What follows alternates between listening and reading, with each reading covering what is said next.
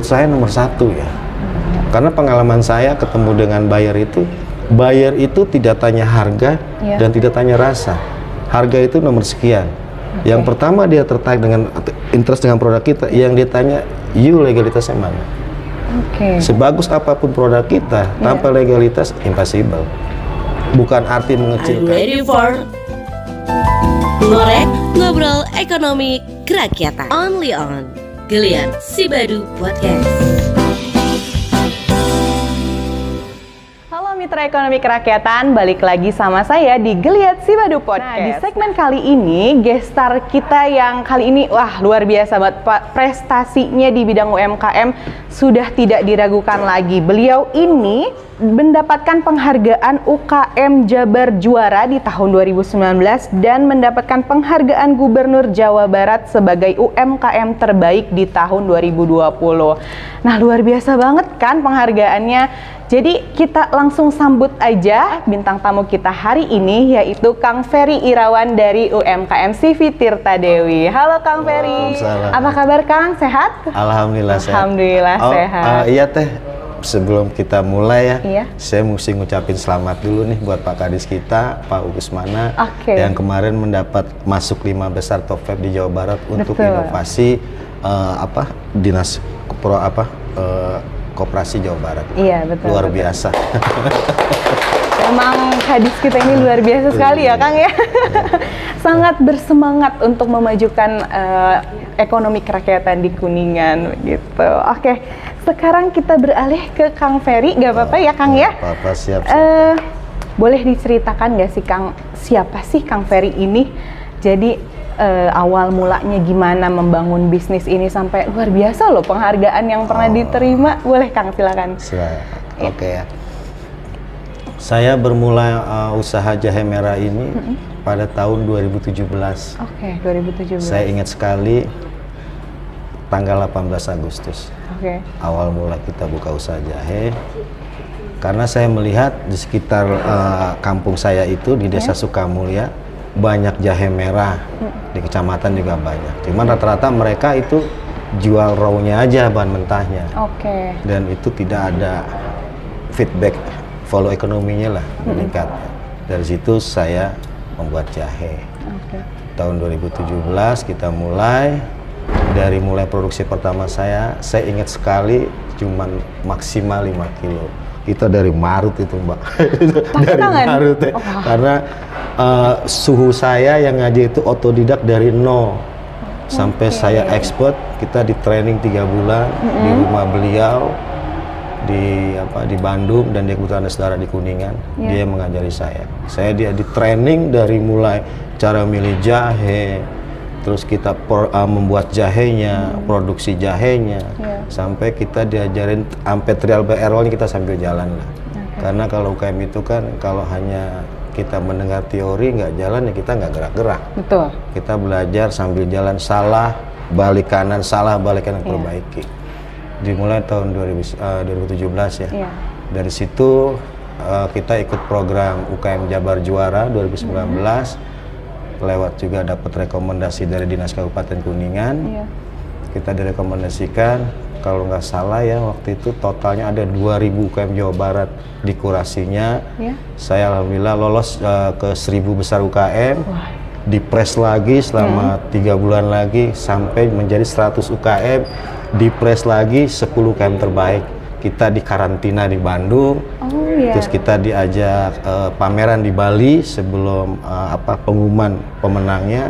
Kita pameran di Bali, pameran di Lombok, pulang itu kita di karantina di Hotel Bandung, saya lupa nama hotelnya. Terus Jabar Juara itu ada 5 besar terbaik, dia kan tidak sebutin 1, 2, 3, 5 besar terbaik. Dari Kuningan, terus ada dari Indramayu, dari Garut, 2 lagi Tasik kalau nggak salah. Kita salah satu juara UKM Jabar 2019. Terus tahun 2020 saya mendapat penghargaan dari Pak Gubernur kita, Pak Ridwan Kamil, UKM terbaik Jawa Barat di Hotel Savoy. Tahun 2021 24 UKM terbaik Indonesia Teh. oleh Bapak Indonesia Presiden ya, Pak? Jokowi. Iya, 24 UKM terbaik Keren, Indonesia keren. itu serahin sama Pak Luhut kalau nggak salah di Trans Hotel. Iya.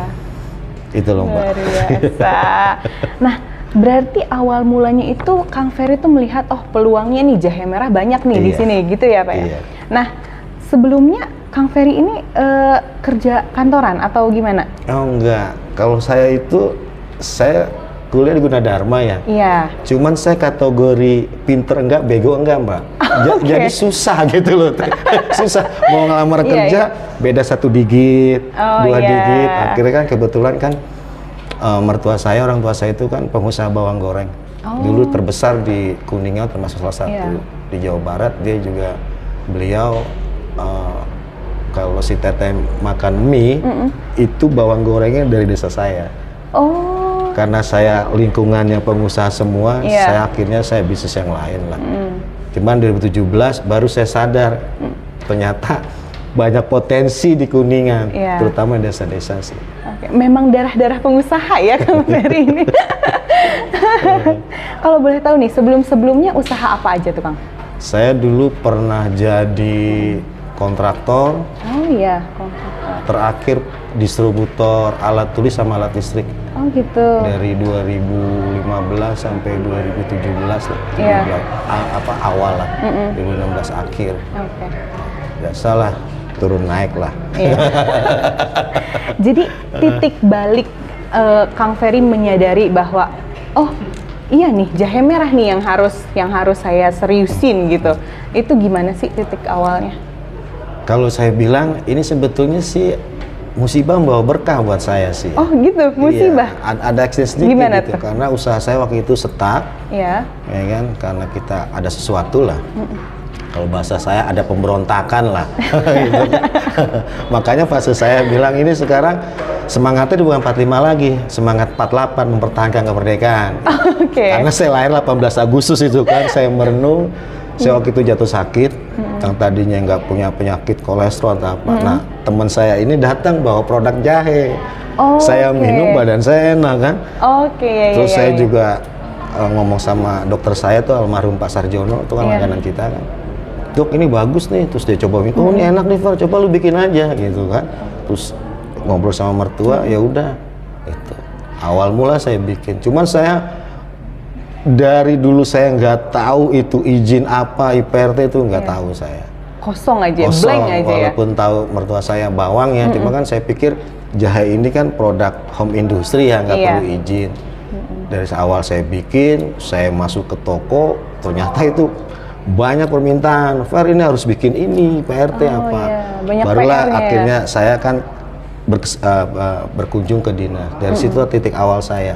Oke. Saya ngurus izin IPRT, terus kita ngizin halal, dan itu terutama itu kan saya pintar ini karena buyer, dan alhamdulillah saya applause lah buat dinas Kabupaten Kuningan ya, Iya. sangat mendorong sekali. Gitu. Berarti menarik ya, ini dari sakit tiba-tiba jadi punya usaha yang sekarang Betul. wah luar biasa udah besar ya. Dengar-dengar katanya udah ekspor ya Kang? Oh iya, Kemana aja tuh, boleh diceritain Kang? saya 2019 waktu lagi sebelum ikut program Jabar Juara kita Iya. sudah ekspor. Oh jadi sebelum ikut Iya. program sudah ekspor, memang sudah ekspor. Cuman waktu itu kita masih pakai tangan kedua. Oke. Ada salah satu rekan saya Iya. di tempat teman-teman kuliah lah, dia yang bawa produk saya. Waktu itu sih kita belum banyak ya, ekspor pertama saya ingat banget itu cuma 5 kintal produk saya dibawa. Cuma ya Pak? Kita nggak tahu lah itu dibawa, karena kan saya pikir pakai legalitas dia kan. Yang Iya. saya ingat hanya IPRT aja yang saya punya sama halal. Oke. Dari situ terus berkembang, terus tahun 2000 sebelum Covid lah, 2020 ya. Iya. Saya ikut pameran halal Expo Haji di Jeddah. Oke. Produk saya terpilih untuk iya. untuk dinikmati sama jemaah haji Indonesia lah. Iya. Pada waktu itu saya sama alumni Jabar Juara juga sih, Alkandra. Iya. Di salah satu alumni Jabar Juara, produk kita lolos kurasi se-Indonesia, 1 bumbu dapur, 1 jahe merah, jahe serbuk saya. Kita dapat kontrak waktu itu 1 juta bag Mbak. 1 juta bag. ini, iya. Cuma Oke. kan satu bag itu kan 10 saset ya, totalnya 10 juta saset. Kita sudah MOU, sudah disaksikan sama pemerintahan kerajaan Arab Saudi. Cuman kita sudah kirim barang, waktu itu belum banyak ya. Kita kirim barang kalau nggak salah 1,5 ton. Pada waktu dia mau kontrol pabrik, kita kan di lockdown, termasuk Arab Saudi. Pandemi menghancurkan segalanya ya, Kang ya. Di situ juga saya sempat down, kita sudah banyak keluar uang buat surplus gulanya, surplus jahenya kan bahan baku. Tapi akhirnya saya ambil hikmah lagi sih. Setelah itu saya menjadi salah satu Jabar juara.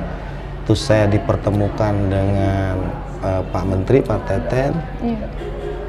Apa yang dia bisa bantu, beliau berbicara seperti itu. Saya minta legalitas.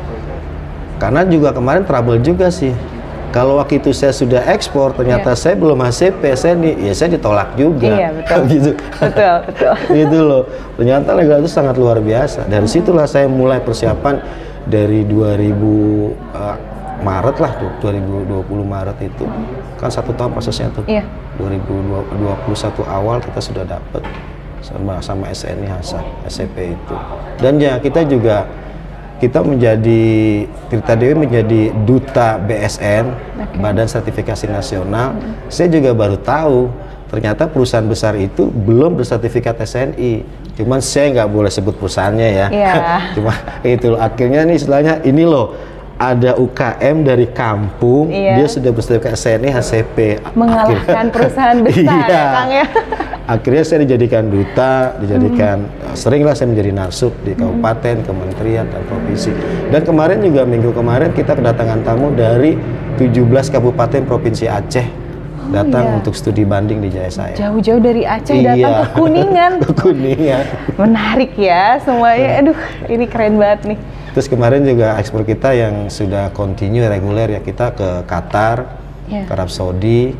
Kita juga sudah coba masuk pasar Turki, dan produk kita juga sudah ada di marketplace Turki lewat Bamara ID, dan alhamdulillah kita juga sudah ada di marketplace Amerika di Amazon. Kemarin juga kita coba masuk ke Amerika ya. Kita sudah cek ombak, bayar kita beli 10 dus ya. Totalnya berarti 500 pack. 500 pack. Mudah-mudahan nanti bisa berlanjut karena ada beberapa legalitas yang harus saya tempuh lagi untuk mendapatkan izin akses langsung di sana. Keren.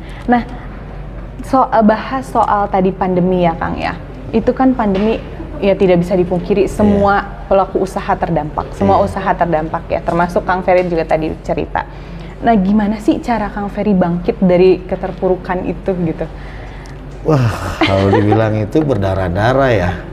Saya punya prinsip gini, selama hati kita bilang tidak menyerah, semua bisa kita lewati. Kalau hati kita sudah bilang menyerah, finish. Tinggal keyakinan. Makanya saya sekarang baru paham filosofi perusahaan itu kan. Saya pernah ditanya sama buyer, saya namanya Mr. John. Dan saya kira-kira dasar kamu apa sih, Fer? Filosofi perusahaan kamu. Saya kan nggak nyangka ya. Spontan saya bilang cinta, dia ketawa. Amazing, love. Saya bilang iya, karena ini didasari dengan cinta dan dilakukan dengan hati. Luar biasa. Untuk buat suatu produk ini. Karena ada di belakang saya orang-orang yang mencintai saya dan saya cintai dan saya harus hidupi. Jadi saya nggak bisa kayak perusahaan buat filosofi seperti apa gitu. Karena prinsip dasar saya, akhirnya saya lihat, saya bermimpi ginger for the world, jahe ini untuk dunia. Saya akan menjahaikan dunia. Kalau nanti Teteh punya rezeki, Teteh main ke Singapura, ke Amerika, melihat Tirta Dewi itu seperti melihat Starbucks. Itu mimpi saya. Amin. Gitu. Boleh Pak, bermimpilah setinggi-tingginya ya Pak ya. Iya. Luar biasa. Nah Kang, menjadi seorang Ferry Irawan yang seperti ini, pastikan ada pengalaman-pengalaman yang membuat Kang Ferry jadi seperti ini gitu ya. Boleh nggak sih diceritakan pengalaman paling membekas selama mendirikan UKM ini? pengalaman yang sangat membekas. Saya berterima kasih ya. Saya juga pernah menjadi anggota HIPMI Kuningan, dan saya juga pernah menjadi ketua HIPMI Kuningan.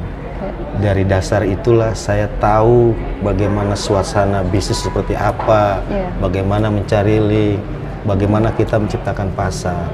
Karena kan selama ini kan kita selalu diidentik dengan jangan pernah melawan pasar.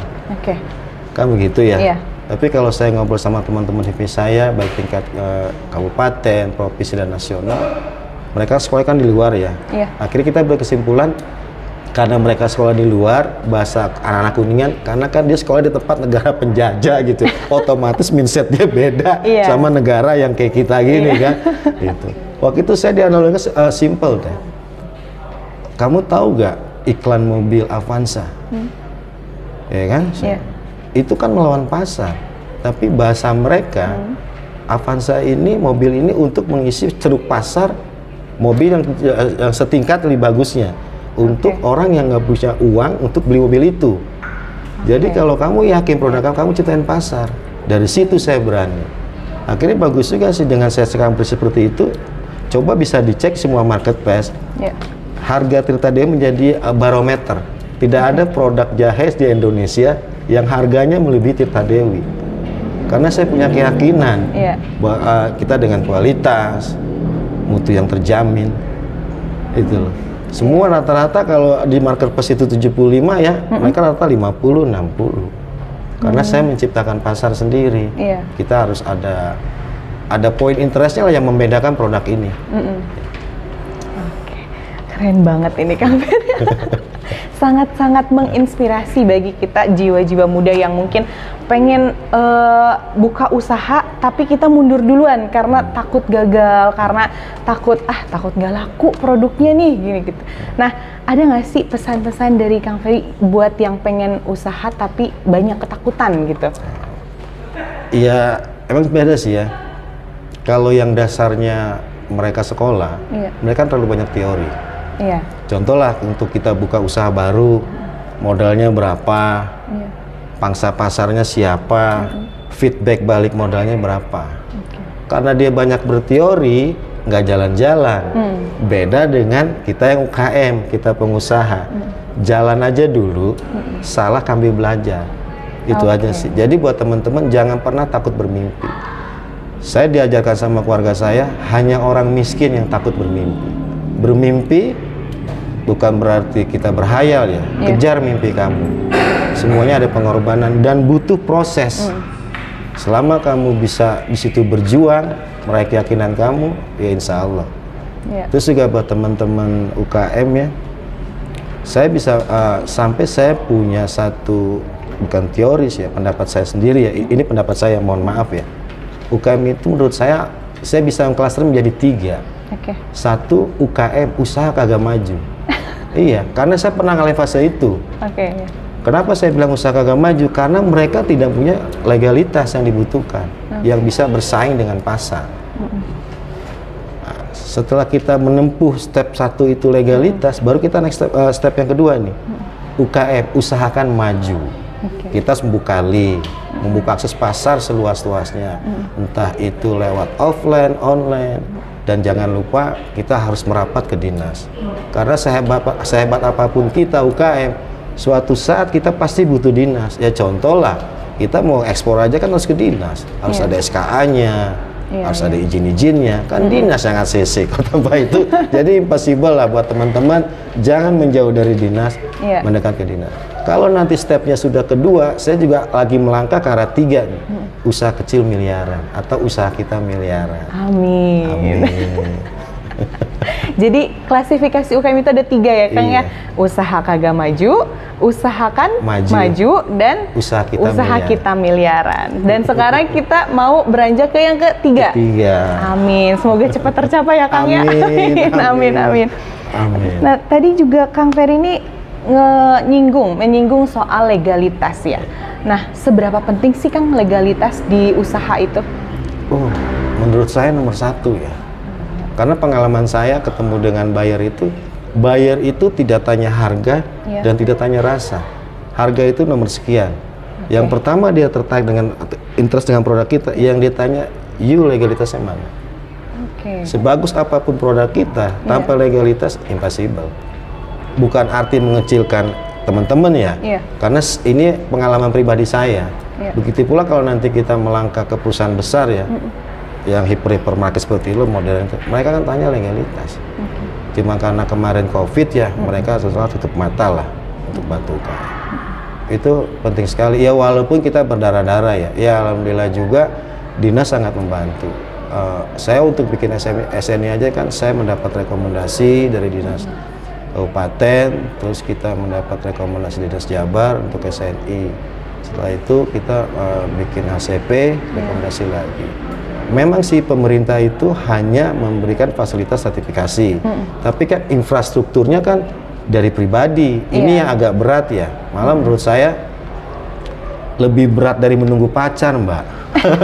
Begitu beratnya. Saya ingat banget sih, saya bikin dokumennya itu habis 2 hari karena kita kepengen, karena kita diajari gitu. Jadi gini ya, kalau SNI itu adalah tentang produk, bahwa produk ini sudah standar nasional Indonesia. Tapi kalau HCP itu tentang proses dari bahan baku sampai finishing sampai penjualan, itu HCP. Jadi simple seperti ini. HCP ini kan yang dibuat oleh Badan Dunia PBB ya, kurang lebih lah, saya kurang paham ya. Koreksi saya kalau saya salah. Diadopsi sama Indonesia BP POM itu menjadi GMP. Ya kan? Diadopsi lagi sama Dinkes menjadi CPTOB yang mengeluarkan IPRT. Jadi kita ini merasa HCP ini adalah kitab sucinya untuk para pelaku usaha. Semua pasti punya, kayak perusahaan-perusahaan besar lah. Tanpa itu mereka nggak lolos. Karena itu yang sangat mendasar sekali. Dan BP POM juga kita mendapatkan izin edar. Jadi saya waktu itu agak lucu ya. Saya itu IPRT, terus saya halal, saya baru SNI, proses SNI, ternyata SNI itu kan mengikat dengan merek. Baru saya daftar haki, kayak gitu. Setelah itu baru saya BP POM. Pada waktu itu saya pernah punya pengalaman yang sedikit pahit. Akhirnya saya mengajarkan, saya harus mencari informasi sebanyak mungkin ya ke dinas. Ternyata ada halal ekspor di sana. Produk saya waktu itu di Dubai, lagi pameran besar, produk saya diraja sama Askar. Padahal waktu itu saya sudah punya halal dan baru diperpanjang. Ternyata itu beda halalnya. Itu loh, kan berarti kan edukasi dari yang terkait itu tidak sampai gitu. Ada hal ekspornya, akhirnya kita berjuang untuk bikin itu. Ya alhamdulillah sekarang kita aman-aman aja gitu loh. Jadi dari satu legalitas merambat ya Kang ya ke semuanya ya. Kan saya bilang kita pintar karena bayar. Tapi setelah kita punya legalitas lengkap ini, kalau bahasa teman-teman saya sih tinggal nunggu bola muntah bahasa mereka ya. Orang bule datang bayar nyari jahe di Indonesia, mentalik akhirnya saya dimunculin. Itu yang punya gitu. Karena saya pertama dan satu-satunya saat ini ya, minuman kesehatan tradisional bersertifikat SNI, ACP, BP POM, HAKI, COA. Luar biasa, banyak banget ya legalitasnya ini. Boleh applause dulu guys. Keren banget. Ini Kang Ferry ini salah satu sosok yang bisa para mitra ekonomi kerakyatan ini jadikan contoh, karena beliau ini betul-betul pantang menyerah. Mindsetnya tadi ya Kang ya, tidak pantang menyerah. Kalau kita berpikir menyerah ya pasti akan habis ya Kang ya. Udah putus di situ gitu ya. Nah, boleh tahu nggak Kang, prinsip apa sih yang selalu Kang Ferry pegang dari awal berbisnis sampai sekarang? Saya waktu itu pas di Bali ya, saya di Lombok waktu awal saya ikut Jabar Juara. Saya merasa ini harus hoki, prinsip saya. Ternyata hoki itu bukan sekedar hoki versi bahasa Mandarin ya. Gitu, keberuntungan lah bersama. Haknya itu adalah harapan. Harapan untuk kita berusaha. Itu pasti tantangan. Contoh lah, waktu saya buka jahe itu, ini yang satu insinyur, yang satu sarjana ekonomi, ngapain bikin jahe? Kalau kita nggak yakin dengan punya hoki kita, kita selesai. Karena kan manusia ini, kelebihan manusia dengan makhluk lain yang manusia punya harapan. Sepahit apapun ada harapan. Gitu. Jadi saya berharap usaha saya maju, bisa sejahterakan keluarga saya, dan harapan saya yang mengkonsumsi jahe ini bermanfaat untuk harapan mereka. untuk memeringankan sakit mereka, beban mereka, kurang lebih gitu. Karena setelah harapan itu kan kita ada ho ya, O-nya. Setelah kita harapan, kita depres, optimis. Harus keyakinan. Setelah kita optimis, kita harus punya keyakinan. Kita harus truth lah, bahwa yakin jalan kita sudah benar. Karena kita sudah melewati fase hak sama O nih, harapan dan optimis. Optimis itu kan pertama harapan, optimis kita perbuat bikin sertifikat segala macam. Baru kita menang keyakinan. Kalau keyakinan kita sudah oke, pasti. Jadi intinya kita berusaha. Kita kalau manusia kan selalu bilang 99%, kita sudah berusaha, tinggal 1% lagi. Kalau saya balik, 99% itu kehendak Allah, yang 1%-nya lewat manusia. Jadi kita besar bukan karena pintaran kita, tapi Allah kasih kemudahan buat kita. Setelah kita sampai keyakinan, baru kita ke I, integritas, kejujuran kita. Jangan sampai kan banyak ya teman-teman setelah produknya laku mengurangi mutunya, mengurangi timbangannya, integritas. Karena kan kalau kita nanti sudah menjadi pengusaha, tanda tangan kita itu kan ucapan kita. Betul. Mereka tidak butuh materai. Apa yang kita ucapkan itulah janji. Jadi Tirta Dewi adalah saya adalah Tirta Dewi. Saya nge-brandingnya begitu. Ucapan saya adalah janji saya. Makanya saya bilang jahe ini untuk dunia. Gitu. Hangatnya bikin tambah semangat. Asik. Hangat bikin tambah semangat ya. Teka-teki si Badu. Nah, mungkin sekarang kita main permainan ya Kang ya, permainan yang mengandalkan logika. Jadi mengandalkan logika dengan pengusaha keren. Luar biasa. Peraturannya di sini adalah nanti saya ambil satu pertanyaan di sini. Kang Ferry nanti ambil lagi. Jadi kita nanti saling tanya.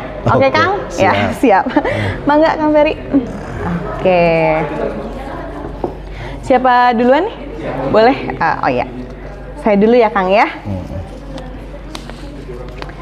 Pertanyaannya adalah, jika butuh waktu 10 menit untuk merebus 1 butir telur, berapakah waktu yang diperlukan untuk merebus 5 butir telur?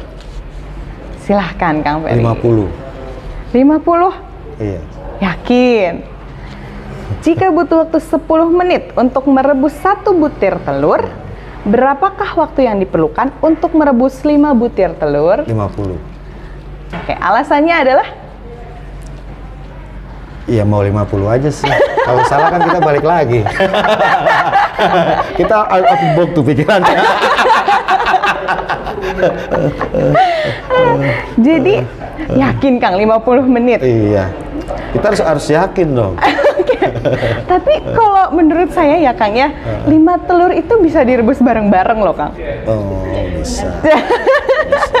Tapi kan saya pengusaha. Oke. Out of the box ya Kang ya. Egonya harus lebih gitu. Kan. Saya mau semua. Gitu. Jadi 5 kompor gitu ya Kang ya. Gitu. Boleh Kang, silakan. Oke ya. Iya. Kalau ada bus kecelakaan, pesawat jatuh, ada kapal tenggelam, semuanya akan muncul di mana? Semuanya akan muncul di mana? Di mana? Ya. Coba boleh Kang, kalau semuanya kalau kapal ada bis kecelakaan. Iya. Terus ada pesawat jatuh. Di berita. Betul kan? Di berita? Iya, karena kan semua kecelakaan akan muncul di berita Kang di hari itu juga. Oh gitu. Kalau menurut saya salah. Jadi itu ada di pikiran. Oke, di pikiran. Boleh tuh, menarik. Kita udah ngebayangkan, waduh kasihan sekali ya, harusnya gitu. Baik. Tapi saya nggak mau kalah Kang, pasti ada di berita juga. Oh iya. Oke. Seru ya untuk segmen kali ini. Oke. Isi Badu. hari ini bintang tamu kita ini udah sharing banyak banget ilmunya dari pengalaman-pengalamannya mengikuti UMKM Juara, bagaimana beliau ini mencari legalitas untuk usahanya, ekspor usahanya, bahkan bangkit dari keterpurukan usahanya gara-gara pandemi. Terima kasih banyak ya Kang ya. Nah, ada sedikit pantun nih dari saya. Main-main ke rumah Arin, disuguhinnya tape ketan. Bersama Diskop Dakperin membangun ekonomi kerakyatan. Sekali lagi makasih banyak ya Kang Ferry. Saya lupa ceritakan tanggal 13 kemarin sampai 18 kita juga ikut pameran 250 UKM se-Indonesia. Keren. Terus juga insya Allah bulan Februari saya diundang pameran di Amerika. Wow, Amerika guys, Amerika loh, keren banget nih. Pemuda Kuningan binaan Diskop Dakperin sudah mencapai luar negeri loh, pameran di Amerika, keren banget. Aduh, keren sih. Ini kayaknya waktu setengah jam 20 menit nggak bisa sih, ini kurang. Kayaknya butuh semalaman kita Kang untuk sharing ya. Siap. Sekali lagi makasih banyak ya Kang Ferry, makasih sudah meluangkan waktunya di podcast kita, Geliat Sibadu Podcast. Boleh ya Kang ya nanti ditonton ya, di subscribe, di like, di share ke teman-teman semuanya. Siap. Oke, teman-teman semua mitra ekonomi kerakyatan, tibalah kita di penghujung acara podcast kita Geliat Sibadu Podcast. Banyak banget pelajaran yang bisa kita ambil di hari ini. Ada satu yang menarik nih dari perkataan Kang Ferry itu, jangan mengikuti pasar, tapi kita yang harus menciptakan pasar itu. Dan ada lagi satu tips dari Kang Ferry ini, yaitu hoki, harapan, optimis, keyakinan, dan integritas. Insya Allah usahanya pasti Insya Allah usahanya pasti lancar, pasti mulus, pasti berkah ya Kang ya. Amin. Baik, terima kasih semuanya yang udah nonton. Jangan lupa subscribe, jangan lupa like, dan jangan lupa share ke teman-teman kalian. Dan jangan lupa follow sosmed kita, ada di Instagram Diskop Dakperin Kabupaten Kuningan, TikTok Diskop Dakperin Kabupaten Kuningan, Facebook Diskop Dakperin Kabupaten Kuningan. Pokoknya semua sosial media Diskop Dakperin tolong di follow ya guys ya, supaya kalian nggak ketinggalan update terbaru dari dinas kita. Akhirul kalam, wabillahi taufiq wal hidayah. Wassalamualaikum warahmatullahi wabarakatuh. Geliat Sibadu Podcast every Monday and Friday only on Diskop Dakperin Official.